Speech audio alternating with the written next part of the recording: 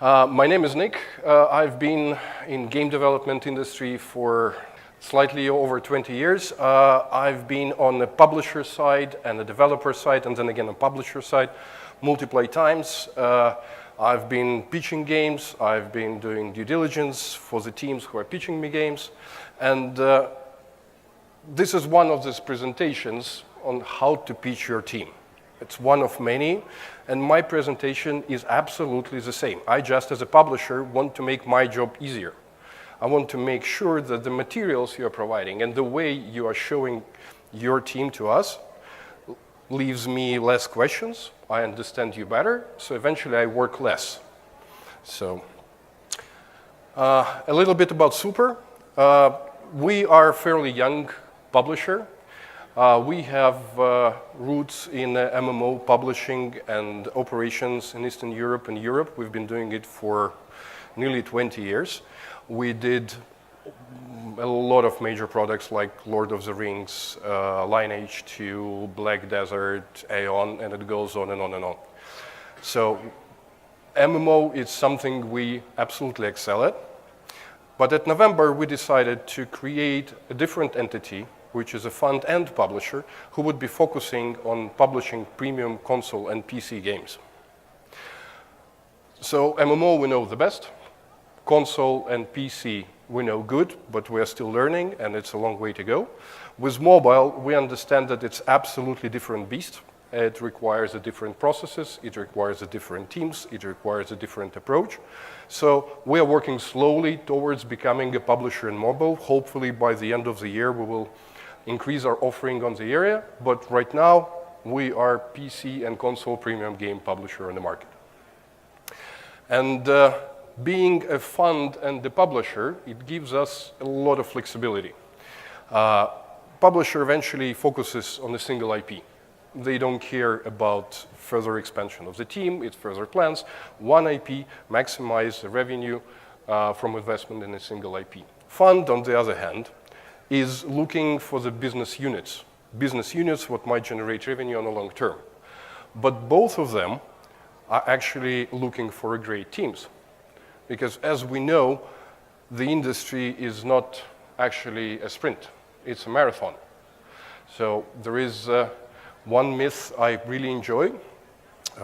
It's a myth about when the Square was young, they decided to be an independent entity. They had a lot of experience, they had a great team, and they started making games by their own. They made about 8 games, published them on Famicom, and all of them tanked. So it was a complete failure, and they got together, they scrambled every fund they got left, they got rid of the office, they sit in a garage, because all they have is funding for just one game. They decided to call it the Final Fantasy. So it's a good story. It's a myth. It was not like this, but it's an exceptionally good illustration that in a game development, if you have a great team, it might take you 2 games, 3 games, 5 games. You will get to success eventually, but you have to be patient. You have to be strong, and if your team is talented, you will get there eventually. I will describe a little bit of process, how we do things, and we are not unique. Any other publisher has a similar path, so what I'm going to tell you, where we look and how we look at things, that not only apply to us, it also apply to many other publishers, and even if you will not ending up working with us, it will still benefit you, and the other guys are going to say thank you to me for making their job easier. So at first, they're very nice, likable business people. They're running around the conferences, they are seeing the games, they're approaching you when you present your games on the various events. They collect all the basic information, if the games they like. We start the dialogue, and when all the package of documentation is there, they send it to the analytics team. Analytics team is, honestly, I still don't believe and don't know exactly what they do. So we have a team of 20, and the guys are analyzing the documentation what we got and the build what we got based on core gameplay mechanics, other games within this genre on the specific platforms, trend for this specific genre of the game, trend for the platform, cost of traffic acquisition on the various platforms, the correlations between the art style and the gameplay mechanic. So there are a zillion data points. I try to get in, but I'm not too smart for that. So, and after that, they're coming up with a revenue projection model. So first we got the game what we like, with the team we like, but it's a first impression. That's where the pitch is going. I'm not going to talk about pitch. There are plenty of other presentations about that. Analytics, this is something what you have a very little impact at, but still you can increase your chances by providing good, decent documentation at the end. And then we have a game we like. We see that this game expected to bring a certain amount of revenue on the current market conditions, and we have funding which is required for this game to be developed. And then I have to like you. So I have a team of line managers who are going to be your best friends or the worst enemies, depending on how we will build our relations, for the whole duration of the project. Because those guys are coming to me and asking, okay, the game is awesome. We love the game. We love how it's presented. The revenue projections are amazing. It's like sky high, and we're supposed to be billionaires by next quarter. But then they ask me, can the team pull it off? So I am the one who has to analyze the team, talk to the guys, see the documentation, and actually make my mind about, is this game experienced enough? Does it have what it takes to actually complete the game within expected quality and expected budget? Because again, it's all business. If the budget is exceeded too much, then it makes us simply unprofitable to continue investing into this game, and we will just pull financing. So I will tell you what I'm looking at and my team is looking at. So it's 5 areas, 5 expertises. It's a business understanding, it's a game design expertise, it's art vision, it's engineering approach, and management expertise. So this is the 5 major areas where we look. And there are always specific artifacts in documentation which indicates how good you are, how good your team are in those specific areas. So business sense. So everything what I say about this aspect would sound corporate and evil, but you have to understand that we are a part of a large market. We are the part of a large business endeavor, and we are here eventually to earn more money, because the good game is not the game which is making titles and getting prizes on various indie shows. The good game is which makes you and your team rich. So if you understand it, if you have the similar goal, then it's much easier for us as an investor and the publisher talk to you. We have shared the same goal, so we speak the same language. So all the decisions you make during the development process and when the launch comes and marketing campaign, if you approach those decisions also with a business understanding, why it's done and what effect it's going to have on you as on a business unit, that makes communication much more easier. And I'm saying to a certain degree, to a certain extent, because being a business expert, it's usually something what has nothing to do with games. The second thing where we look is the game design expertise.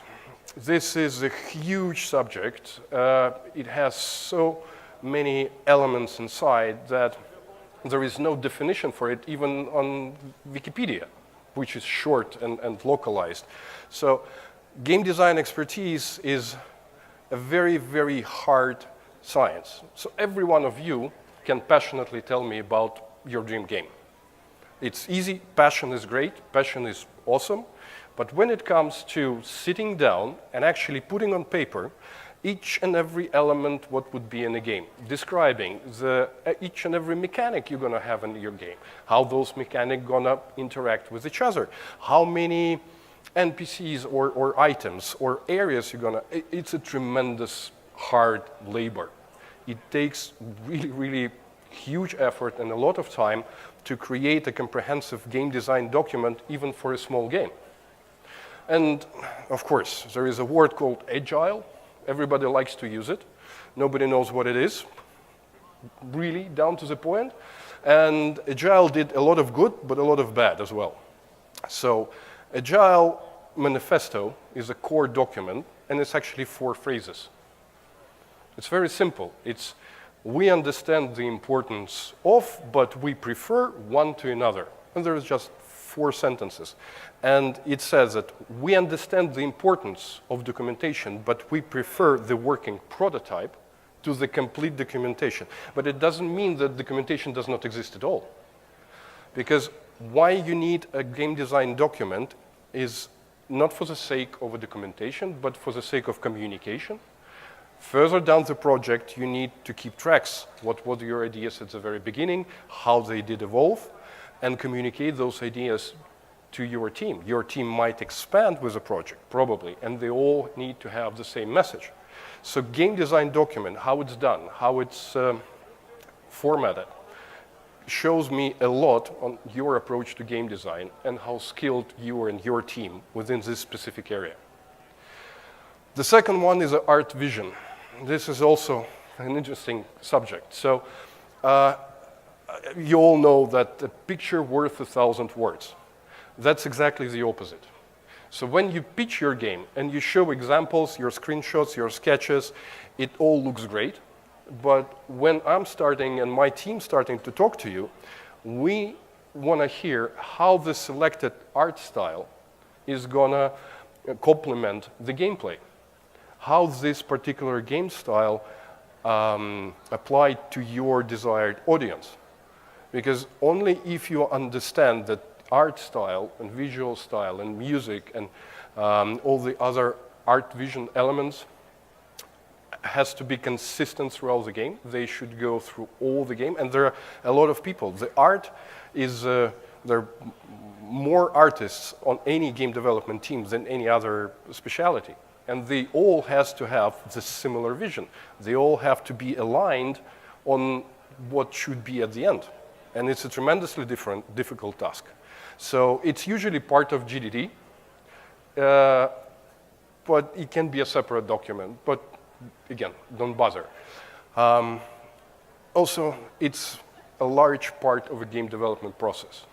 So if you can put a few words how your pipeline works, so either you have a sketcher does his sketches, delivers it to modeller does it, then he gives it to textures, and animator is a separate guy. Either or you have one genius who is doing it from point A to point Z all together. It's up to you, there is no correct answer. But if you will tell me that this is your pipeline, this is why this pipeline is successful in your case, that always helps. Next one is engineering. So we live in a golden age. We have so many tools, frameworks, forum who supports developers. Right now it's so easy to do the software part, but it's still the most complicated software out of them all. So it's still a lot of code, and it's still a lot of very smart code. So it has to be handled. And it might sound very primitive and stupid, but believe me when I'm telling you, when I'm talking to the development and I'm asking question, what do you use for version control? How your code is stored? Do you use any practices like code review at the end of the sprint? Do you do pair programming? I'm usually not hearing any answers. Because, you know, we're just making a game. We're not making financial software. But it's still, the games are the most complicated software in a software-related market. So for me, this part is also important. And my favorite. So being a manager by trade, I wrote my last line of code in '93. Since then, I'm only purely doing a management. This is one of the expertises what usually lacked in the teams, and which is extremely important. So I see a manager slightly different. So for me, manager is someone who is outside the creative process, and he is constantly helping to quantify your efforts in making the game better. Because game is a piece of art, and you cannot complete the piece of art. You can only stop developing it at some point. So it gets, when it gets closer to the end, you have more ideas, you have more solutions, you want to add this and that and change that, and that's absolutely okay. It's great. But it should be one guy who is like, okay, we want to change AI, 15,000. It's going to be 15,000 over the budget. Are we going to do that? So, and he has to be outside the creative process. He has to be balancing the guys with tons of ideas. And this is the guy who is responsible for making project on time and within a budget. Actually, time and budget is similar right now. Time is non-existing. So within a quality and within a budget. And the project manager, there are so many names for it right now. I've met what is called Scrum Masters, which grew out of QA engineers, and they are absolutely perfect in their job.